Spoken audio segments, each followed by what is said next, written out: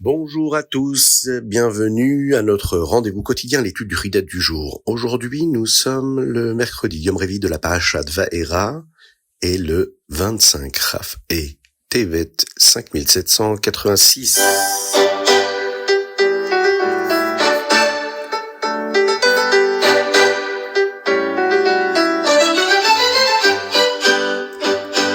Et nous démarrons avec le Chumash dans la Parashat Va'era ici.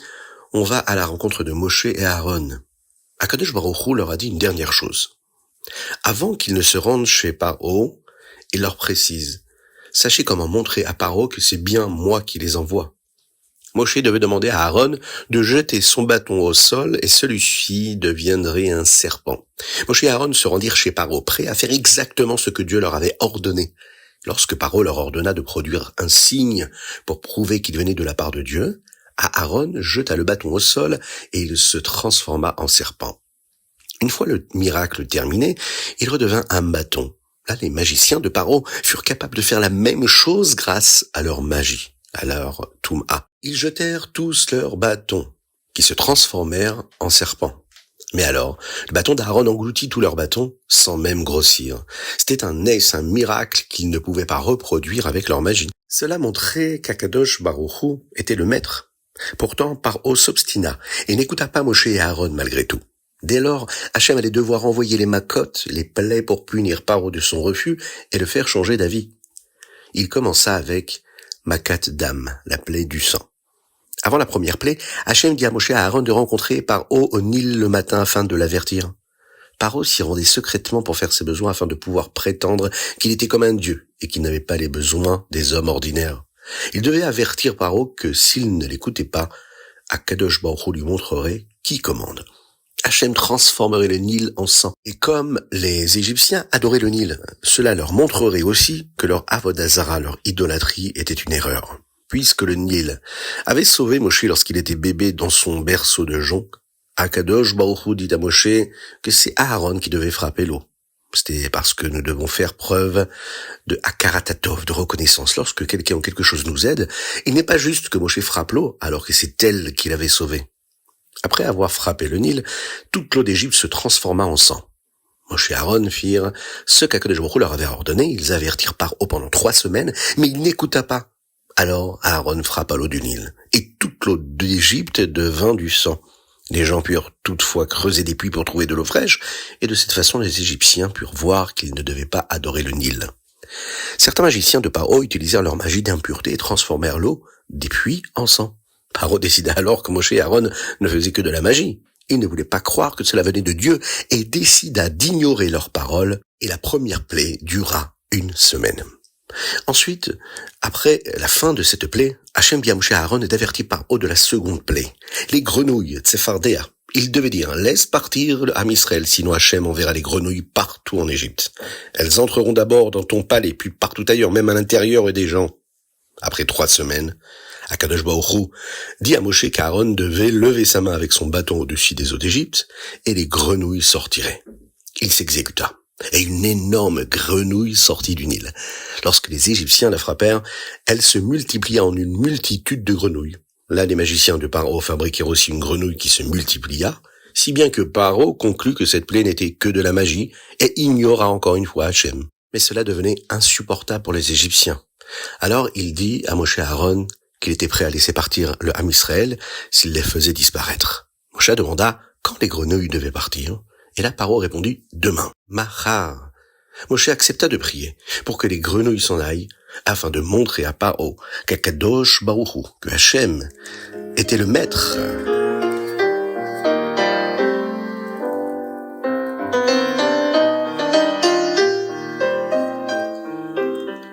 Teilim Yom Chaf Ei. Aujourd'hui, nous lisons la première partie du Grand Teilim, le 119. Le chapitre Kuf Yutet contient 176 versets, soit 8 versets pour chaque lettre de l'alphabet, Aleph, Bet. La plupart de ces versets-là parlent de la préciosité de la Torah et des mitzvot, de combien nous les aimons. Voici l'un de ces versets. Azva evosh be'abiti el kol mitzvotecha. Cela signifie « Je ne serai pas embarrassé car je contemple tous tes commandements ». Le Rambam utilise ce verset au début de son œuvre Yad HaChazaka, le Mishneh Torah, où il explique toutes les lois, tous les commandements de la Torah. Pourquoi le Rambam choisit-il ce verset? Toutes les mitzvot sont a priori dans la Torah. Nous pouvons les trouver en étudiant les versets. Par exemple, la mitzvah des téphilines vient du verset que nous disons dans le Shema, Ukshartam leotel yadecha, ve'ayu letotafot beinenecha. Tu les liras comme un signe sur ta main, et ils seront comme un signe entre tes yeux. Mais si nous essayons de respecter la mitzvah des téphilines uniquement en apprenant les mots du Chumash, nous ne parviendrons pas à fabriquer les téphilines cachées. Celui qui s'y essayerait serait très embarrassé. C'est pourquoi le Rambam utilise ce verset au début de son livre. Parce qu'en apprenant les lois qui concernent chaque mitzvah dans le Mishneh Torah, nous n'aurons pas besoin d'être embarrassés. Nous saurons comment observer chaque commandement de la Torah comme il le faut, correctement, comme Akadosh Baruch Hu le souhaite.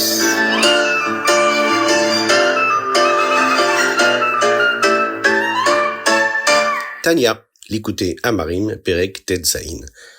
Après avoir présenté le tzaddik et le rachat, le Rabbi Shlomo Zalman nous enseigne ce qu'est un Benoni. Dans le chapitre précédent, nous avons appris qu'un Benoni doit aussi être un Oved Hashem, un serviteur pour faire plus que ce dont il a l'habitude de faire. Dans ce chapitre, le Rabbi Shlomo Zalman nous enseigne des règles importantes que le Benoni doit connaître, qui sont appelées Klal Gadol, une grande règle. Un Benoni doit s'organiser de manière à ce que le Yetzer Hara ne puisse pas l'entraîner dans un combat permanent.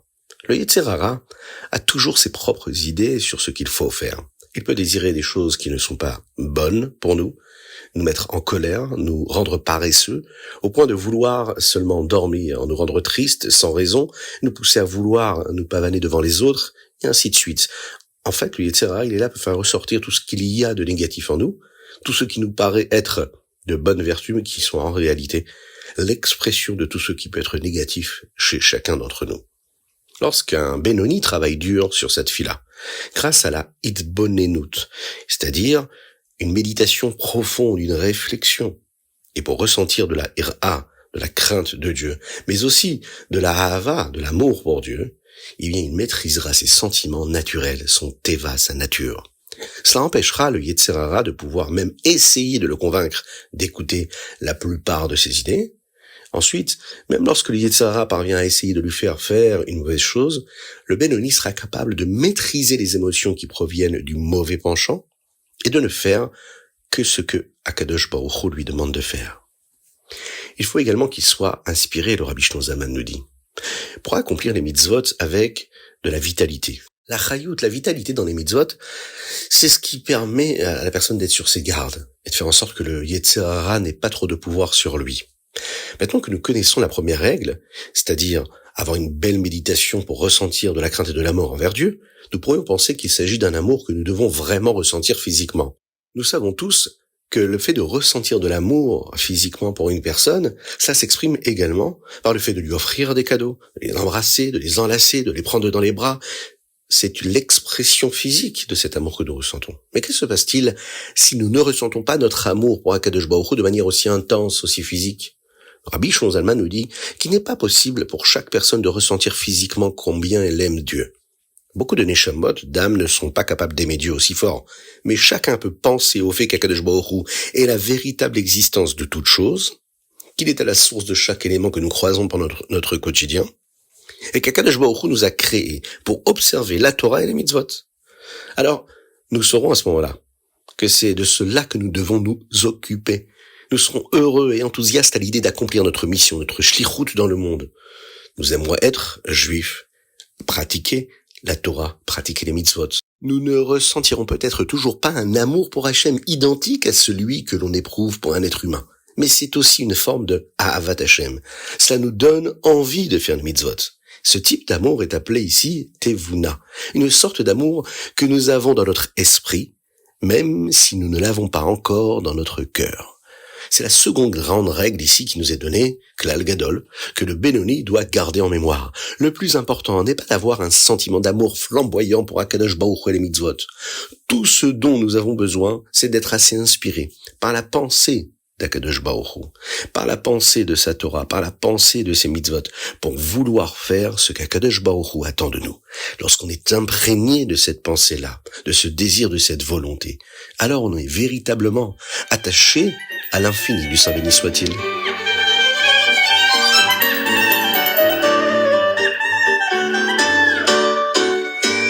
Ayom Yom, aujourd'hui nous sommes le 25 Tevet. Nous apprenons actuellement dans le Chumash la sortie d'Égypte, Yetziat Mitzrayim. Dans le Hayom Yom d'aujourd'hui, nous voyons comment la Chassidoute ressemble à la sortie d'Égypte, ainsi que l'une des principales différences. Le Rabbi Shalom Dov Ber, le Rabbi Rachab a dit dans une sikha, dans une allocution, que la Chassidoute réalise une sorte de Yetziat Mitzrayim, de sortie d'Égypte. Être en Égypte signifie être coincé dans un endroit qui empêchait le Ham Israël d'être comme il le devait, libre. La sortie d'Égypte, c'est le moment où ils ont quitté cet endroit et ont pu servir Hachem pleinement. La Chassidoute fait la même chose. Il y a des choses dans le monde qui nous distraient de la vie que nous devrions mener, cette vie-là de juifs, ici-bas sur terre. Apprendre la Chassidoute, c'est vivre selon ses enseignements. Cela nous aide à sortir de ce Mitzrayim-là, de ces chaînes, de ces limites, de ces barrières de l'exil et servir Dieu pleinement. Mais il y a une différence majeure. Lorsque l'Am Israël est sorti d'Égypte, ils n'étaient jamais censés y retourner. Ils en avaient fini avec elle. Mais ce n'est pas ainsi que nous devons agir avec le Mitzrayim du monde qui tente de nous distraire. La Chassidoute nous enseigne que nous ne devons pas repousser ni essayer de fuir cet exil. Nous nous rappelons que Dieu l'a créé, qu'il est bon, et nous cherchons comment utiliser cet exil afin de changer, de transformer cet exil en délivrance, en utilisant tout ce qui nous a été donné dans cet exil pour la Gdusha, pour la sainteté, pour préparer ce monde à la venue de Mashiach.